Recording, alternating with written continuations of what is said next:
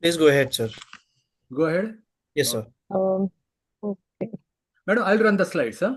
माझ्याकडे slides आहेत, I will run it. Um, I think it is better if I do that. Okay, then it's okay. Then I will stop sharing. Oops. I'll stop Okay, sharing sir. and Okay. yeah, you can share. Huh. No problem.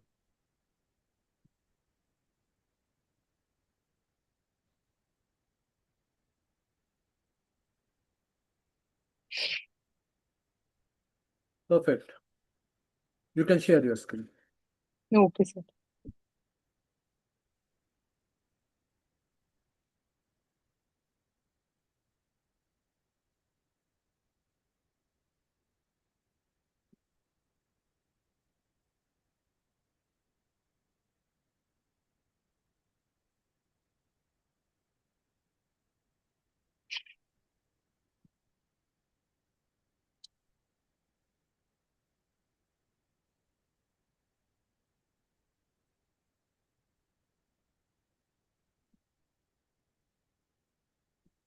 So, good evening, everyone.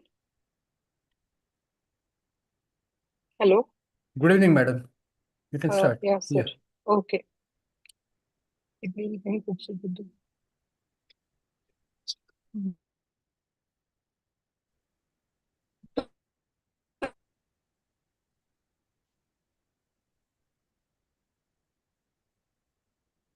Today we are going to discuss on an interesting subject that is day to day.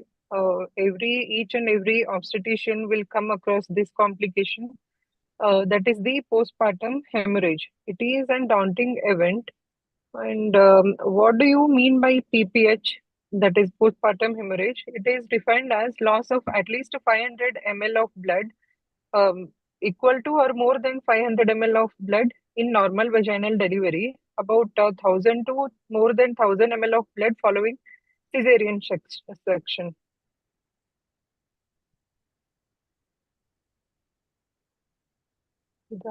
Oh. Hmm. So why is it important to know about this postpartum hemorrhage? Is because in India, about nearly 38% of maternal deaths that occur is because of PPH. And in the across the globe, we contribute about 25% of cases of maternal death, which about two-thirds of it is because postpartum hemorrhage. India alone, it has a high maternal mortality rate of about 540 per lakh live birth. So, what is the etiology of postpartum hemorrhage? This we have been learning since our undergraduate days. So, that is the most common is the four T's, which we refer. First one being the tone, and the second one being tone, trauma, thrombin, and tissue. Tone alone contributes to most of the postpartum hemorrhage cases. And it is because the uterus, which has the living ligature, the musculature of the uterus, if it is not able to contract, then it leads to uterine atony and inability, that is the inability of uterus to contract, that will lead to continuous bleeding. So the clinical findings, we all know. As soon as the woman starts to bleed, we usually categorize depending on the parameters which are available, and we can, based on the degree of shock, we can shift the patient. Like depending on the amount of blood loss, it can be categorized into four degrees. That is, first one being the compensatory state. It accounts wherein the blood loss is between 500 to 1000 ml. Mild degree, it is between 1000 to 1500 ml. Moderate, between 1500 to 2000. And severe, wherein the blood loss is more than 2000 to 3000 ml. Or if there is a sudden profound loss of about 35% of blood within an hour, then it is called as severe PPH. How to diagnose the postpartum hemorrhage? It is all clinical diagnosis. So whenever we, after delivery, whenever we are assessing the blood loss, wherever there is hypotension, tachycardia, and along with that, there are other signs of shock such as oliguria or anuria and pallor. In such cases, we have to start the evaluation as early as possible. So, along with the treating gynecologist, we need another team which is ready and standby to monitor the vital status of the patient. So, side by side, we have to do both the things. We have to monitor the vitals, and along with that, we have to control the bleeding also. So, here we have to assess the blood pressure, pulse rate, and other vital status, and the presence or the absence of pallor. Along with that, check for the laceration, genital tract examination, exploration of the vagina, and exploration of the cervix to see where the differentiate the bleeding, cause of bleeding. It could be because of tone, atonia of the uterus, or it could be because of trauma or retained products of conception, or it could be if whenever there is a sudden loss of about 35 to 45% amount of blood, then there could be associated disseminated intravascular coagulation also. So in such cases, first we have to explore and see whether the placenta we have removed completely or not. Check for the any other causes of bleeding such as cervical tear or uh, fornical tear. Along with that, sometimes there will be associated a broad ligament hematoma, or some other cases there could be uterine rupture and intra-abdominal collection of blood. In such cases, we have to do bedside ultrasound to assess the exact amount of bleeding if it is associated with intra-abdominal collection, and that will also help in treatment also. Along with that, we have to assess the other parameters, that is the laboratory assessment after putting two wide bore cannula, IV cannula. So this and all we all know. So today, related to our subject, we will discuss about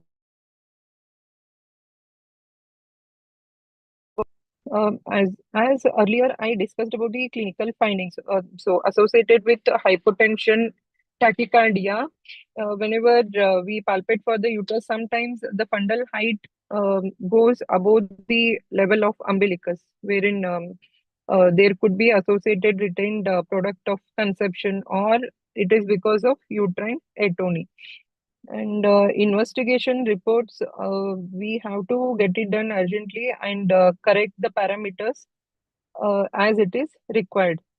And management, first and the foremost, rule out the other causes of PPH. And if it is because of the tone, then first and foremost thing is uterine massage, and then start using the, along with that, we have to start using other uterotonic agent, which wherein we have multiple options like oxytocics, prostaglandins, ergot alkaloids, and other one being the mechanical one, that is the uterine balloon tamponade.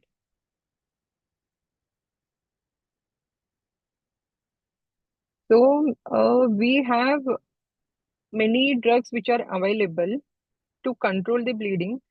So there is another newer concept here wherein this drug we use now, and they have done lot of research and this thing research to get the molecule. So what is the need for development of carbetocin? This because the other drugs whatever we use, they have other associated side effects wherein in some cases we cannot use certain drugs, and few drugs they have their own like shelf life will be less, or the duration of action will be lower, or the need for transport which requires the cold chain maintenance, all those stuff. But this drug, it is the carbetocin. It is a synthetic oxytocin. So this is stable at room temperature. It has shelf life of 24 months at 30 degrees centigrade and 75% of humidity. It avoids the need for cold chain storage and logistics, and it is provided in vial.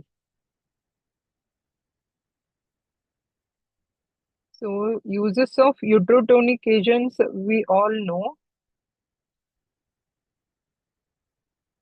So coming to the description of carbetocin, it is a next generation drug for PPH management. It is what is the beauty of this drug is that they have done certain modifications in the oxytocin structure to derive this carbetocin, which is synthetic long-acting analog of oxytocin. So therapeutic indications being it is most commonly used for prevention of postpartum hemorrhage. And whenever we see active PPH, then we have to switch to other oxytocic agents. So one vial of carbetocin contains about 1,100 micrograms of carbetocin in 1 ml solution for injection. It can be used IM or IV. So coming to the evidence, so we all have been using oxytocin from long time, so we know the efficacy and safety of oxytocin. So as the oxytocin, how it is efficacious and it is safe to use in each and every case, carbetocin is also as efficacious as oxytocin and it is has very good safety profile. Carbetocin compared to oxytocin, carbetocin has many advantages because we can use it in a single dose and the drug has half-life of about 40 minutes. So whenever we are using oxytocin, we have to give one loading dose along with that if at all there is a PPH or any other stuff. If we are anticipating postpartum hemorrhage, then we have to give along with the loading dose maintenance also. But here, once we give the injection of carbetocin, we have sufficient time, and in most of the cases, we may not need another oxytocic or utrotonic agent. So here it is the carbetocin is heat stable and can be kept at room temperature for long duration of time. And associated with oxytocin, there will be batch to batch variation if the cold chain is not maintained. And oxytocin, we have to keep it away from light. There should not be any exposure to light or temperature. We have to keep it under certain degrees. But carbetocin is not like that. It can be kept under room temperature in routine setup for long duration of time. Oxytocin we can use for like many indications like induction of labor, augmentation of labor, or prevention of PPH, and even treatment of PPH. Whereas carbetocin we have to use for prevention of PPH, and this can be used universally in all cases. So, to know about the efficacy of carbetocin, there was a trial conducted by WHO, and it is the largest randomized controlled trial till now. And it has got about 30,000 women in the study all around the globe, like it includes around 10 countries. So, their objective was to compare the effectiveness and safety of this heat stable carbetocin compared to oxytocin in the prevention of PPH after vaginal birth. Primary outcomes were being proportion of women with blood loss of at least 500 ml or the use of additional utrotonic agent. Second being the proportion of women with blood loss of at least 1000 ml.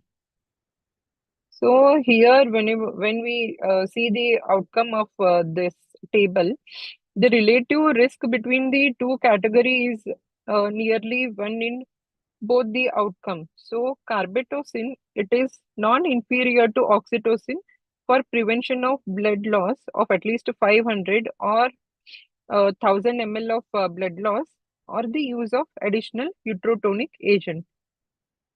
That means once you use carbetocin single vial, IV or intramuscular, then we can prevent most of the postpartum hemorrhage, and we can prevent maternal mortality and morbidity which is associated with it.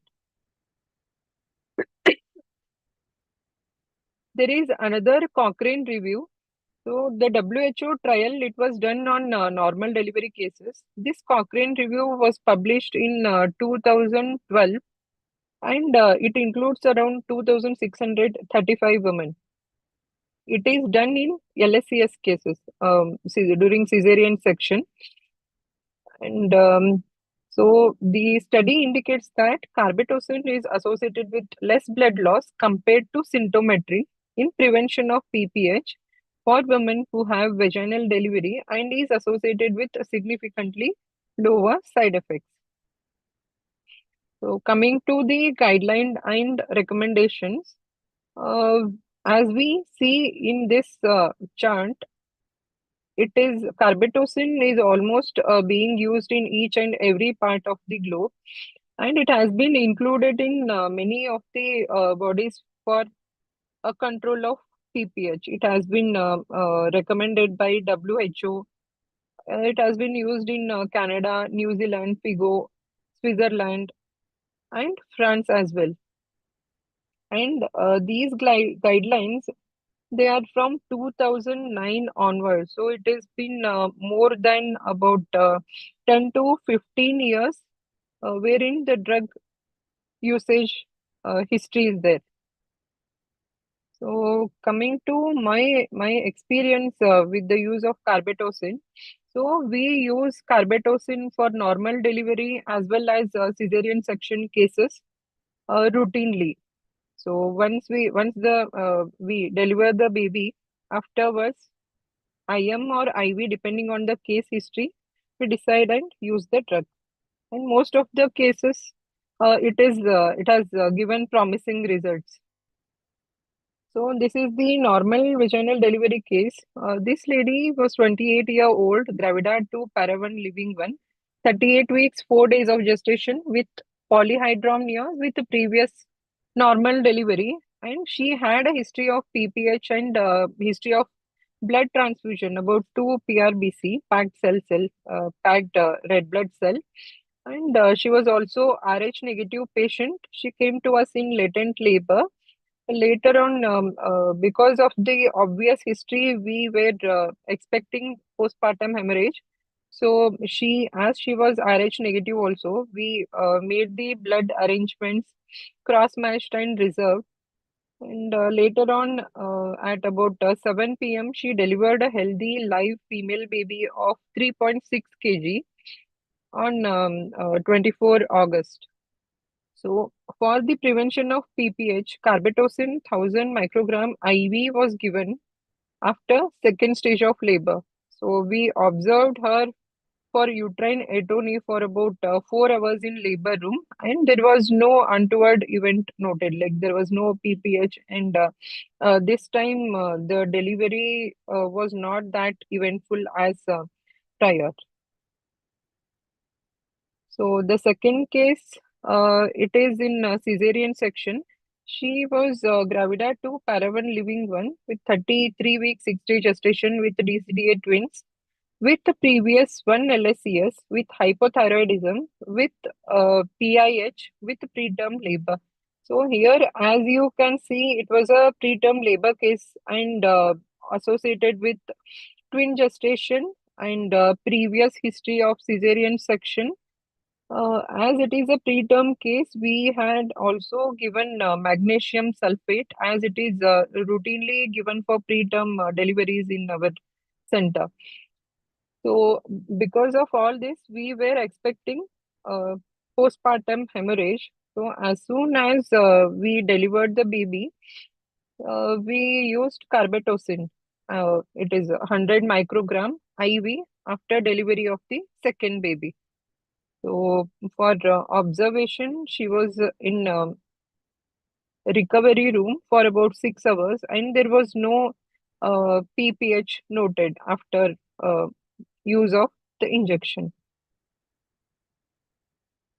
So, this is my experience with Carbetocin, and it has got a very good safety profile wherein we can use it in each and every case without having fear in mind ki something wrong might go.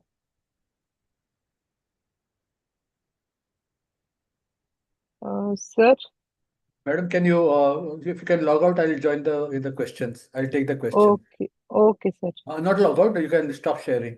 Stop sharing. Huh. Yeah. मी नंतर घेतो.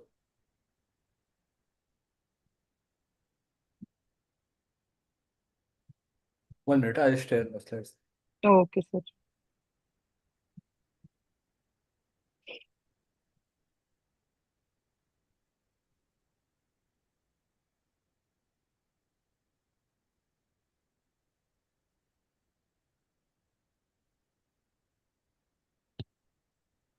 I'll come to the panel question straight. What is the benefit, madam, of using carbetocin as a first-line drug to prevent PPH? Um, yeah, sir. We can give just a single dose of administration. And here we can avoid infusion errors. And it has got long duration of action, and it gives more stable uterine tone compared to oxytocin. It prevents PPH more effectively in high risk cases. And it also reduces the need for use of additional uterotonic agents. And it is a heat stable formulation, and it is suitable for Indian setup as in resource poor centers also we can store it effectively and use it in Okay. required amount of time. And what is although we can get PPH in any patient, but generally, what is the patient profile where doctors can anticipate a PPH? So it could be maternal or the fetal factor. Maternal wherein a previous history of PPH if it is there. Uh, if there is a twin pregnancy, macrosomia, polyhydramnios, or associated coagulopathies. So in such cases, we anticipate PPH. And if there is history of preterm labor wherein we are using magnesium sulfate, in such instances, we expect PPH or operative vaginal delivery. Yeah. Yes, sir. Or even And maybe prolonged labor. fibroids Yes, or sir. what. Fibroid and even prolonged labor. Anemia could be a major cause in our country, no? Yes, sir. Yes, sir. Any experience of use of carbetocin in retained placenta? Retained placenta per se, we have to treat the cause first and then use the Correct, carbetocin. correct, correct. So, for retained placenta, we have to explore the uterus under anesthesia and extract the placenta out and then use the carbetocin. Manual removal of placenta is must. Yes, sir. And Rh negative mothers in experience, madam. Yes, sir. As I shared the slide previously, that normal delivery patient was Correct, was Rh Rh negative. So negative. it is not contraindicated. We can use it in Rh negative And mothers anyway, as we well. clamp the cord and use anti-D, Yes, sir. etc. We do that, Yes, yeah. yes, sir. Yes, sir. Now, doctors generally use oxytocin for labor induction. Can they use Hmm. carbetocin for prevention after that? Yes, sir. We can use carbetocin. Because oxytocin has got a very short half-life. So by Yes, the sir. time, yeah, the effect will. Generally, we use oxytocin after delivery of the baby, no? Yes, sir. Which route you prefer? Although I've seen in these two cases, generally, which route Hmm. you prefer? Uh, Based on the case, if it is a stable, low risk case, probably I would prefer IM route. If it Uh, is like anticipating PPH or correct. a patient is unstable or history of anemia, then IV is the better route. In fact, it's recommended, IV is recommended for all cesarean sections, and IM or IV Okay. is recommended for other type of delivery. So correct. Okay. Yes, sir. And what about how well it is tolerated? Side effect, adverse effect. It is very well tolerated compared to other drugs. It has got very low cardiovascular Correct. Side side effect. effects. So there is a lower rate of hypertension or tachycardia associated with the As drug. compared to oxytocin. Yes, yes, sir. Even water retention is less, I Water suppose, as compared retention. to, yes, Yes, as yes, sir. compared to carbetocin, Yes, oxytocin. oxytocin. If the patient is not responding adequately with carbetocin, which can happen sometimes, Yes, sir. which other additional ureotonics you would use? Of course, tranexamic acid is Um, there, but then Yeah, other tranexamic ureotonics. acid is there. Others such as if the patient is not hypertensive or BP is under normal levels, then we can use methargine Methargine, and correct. yeah, carbetocin, misoprostol, If there's no asthma or there is no oxytocin. oxygen, Yes, yes, sir. Carbetocin. Yeah, what are the advantages carboprost. of carbetocin? Of course, you have said that in all other Carb. Yes, ureotonics. yes, sir. Sangeet, I don't want to take your time here again. Okay. And should carbetocin be kept as a reserve drug or should be used as first line? It should be used as first line because How it long is you have been it using, madam, carbetocin? Sir, actually, we where I was doing postgraduate study, there it was Okay. routine to use carbetocin. So since that day till now, probably it's 8 years. Okay. Oh, Yes, sir. so what very good experience about use of carbetocin. Yes, sir. And take home message for the audience, madam. Use in every Uh, patient, in every so, case. so here, as we come across PPH in most of the cases in Indian scenario, it is better to use carbetocin, though it has the cost compared to oxytocin is higher. Carbetocin is a better drug compared to oxytocin. So yes, we have to use it on in general in all the cases as a first line drug. Yeah, although cost is high, the cost of a PPH is also very high, Yes, because yes, yes, sir. yes, That other that drugs is and then surgery if required. Hmm. Yes, Correct. sir. And the best part of this drug is that the storage conditions are very favorable in our country, Hmm. especially in the periphery, in the interiors, Yes, sir. Yeah. where we do not. I mean, even in Mumbai these days, there is a lot of power Hmm. outage, but otherwise also there is power outage also. Yes, sir. Thanks so much, madam, for sharing your experience and your case studies. I'm sure the audience has benefited out of this. Because what our audience actually want is our audience want a clinical experience of our doctors more than those Hmm. clinical trials. And thank you Yes, so sir. much. And once again, apologies for the delay. No, Thank, sir. It's okay. Thank thank you you so so much. much. Yes, sir. You can log off, madam. Wish you a very pleasant Uh, evening. yeah, Thank you so thank you. much. Thanks, Sai Srikar. Thanks, Neha. We can log out. Thank you, sir.